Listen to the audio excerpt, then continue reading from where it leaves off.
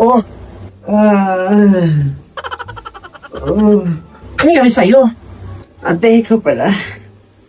Umilab yun siyang kote. Kabuanan mo na ba? Hindi ko alam kung kabuanan ko ngayon eh. Alam ko, 8 months pa lang to eh. O, basta sabi, unang buwan daw ng... O, gusto ko mga ano ko, last week ng August, sa sakit. Hindi mo pa naman pala kabuanan eh. Napapansin ka pa ba sa hospital, sa health center man lang? Oo, tayo, papacheck up naman ako sa center, pati sa public hospital, pati sa dyan kay Stella. Para kung saan ako abutin, may mga record ako sa hospital. Ayun naman pala eh. Sige, tawagan natin si Stella. Tawagan ko. Sige, tayo, mapuntayin nyo na si Ate Stella, tayo. Para makita din, sakit na eh. Are! Oo! Aray, sakit! Hello? Oo!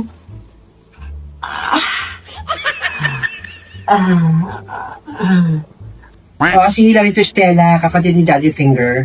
Baka pwede kang pumunta rito, check upin mo nga tong kapatid ko. Sumasakitan siya ni, baka parang piling ko, manganganak na. Ungal lang ungal dito.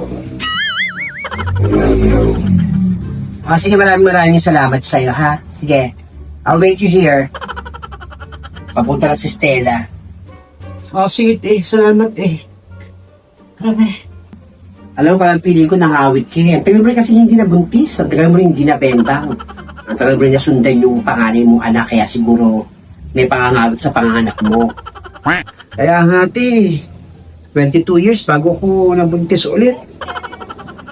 Ay. Nakotisin mo yan. Baka naman nagsusoftings ka. Kaya nanakit kang tagiliran mo rin. Apoy, Akakalaw nanganganak ka. hindi na naman nawawala, te.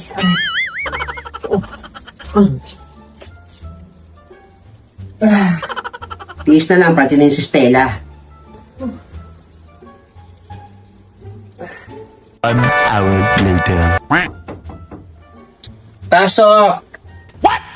Gandang gabi. Salamat dumating ka. Yung kapatid ko. Oh, Daddy Finger. Ano nangyari sa'yo? Tell me what happened. Bilang humihilap yung tiyan ko. Alam ko, hindi ko pa kabuanan. Sabi mo nga. Tingnan ko nga. First week ng August o kaya last week ng August. Hindi, ba't humihilap eh? Ako, katapasan ka pa mga anak. Matagal pa, ba't umaaray-aray ka na? Higa ka. Latag ka, dali, titignan natin. I-ID kita. Eh, palatag natin ng phone. Sige, wala ako ng phone, lalatagan ko siya. Tignan natin yung bata sa sinapupunan niya kung okay ba yan. Ba't nag-aaray ka na? Kuha ating mantika ha. Yung olive oil para health. Mantika ha. Olive oil. Tingnan ko ha. A few moments later. Titaas mo yung mga paa mo. Uhod mo. Hindi natin. Mukha mo. Ganito pala itsura nung ano. Eko ni Daddy Finger. Dudukutin ko na ay ang malalim.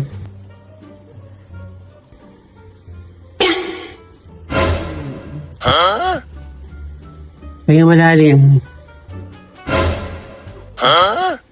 Isa pa. Parang ang lalim naman yung kuweba ng kapatid ko. Makadukot naman to si Stella. Ay nako, Daddy Finger, huwag kang kabahan. Bakit ba ba't sumasakit? Malayo pa yung bata. Natutulog. Kaya kailangan natin nagpapahinga yung bata. Malayo ka pa, mga 2 weeks ka pa bago ka mga anak. False alarm lang yung sakit ng mo, tiyan mo. Yung palinakit ng sikmura mo ng tiyan mo, may UTI ka. Kasi nakakapakol para may mga asin-asin sa sinapupunan mo. Oo. Baka nga UTI na. Relax sa sarili mo. Matagal ka pang manganganak. Kala ko naman eh. Di ba? Tama hula ako sa kaka-softies na yan. Huwag ka na maraming tubig, ha? Para matanggal yung sakit ng tiyan mo. Ingatan mo sarili mo, malapit ka ng manganak. Hindi pwede. Yung bata healthy, nakita ko maliit lang eh. Pero healthy yung bata, kaya huwag kang kakabahan. Salamat, Stella. Ayos na ako at ako'y marami pang pupuntahang pasyente. Gcash ko na lang yung bayad, ha? Oo, sige, Gcash ko na lang. 2,000 lang naman. Alam ko naman yung number mo.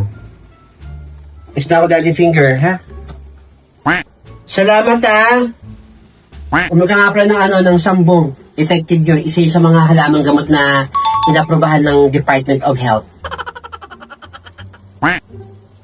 Ulam ka ng sambong. Sabi ni Stella, tamang-tama. Meron akong binadyang galing Japan. O, te, salamat, te.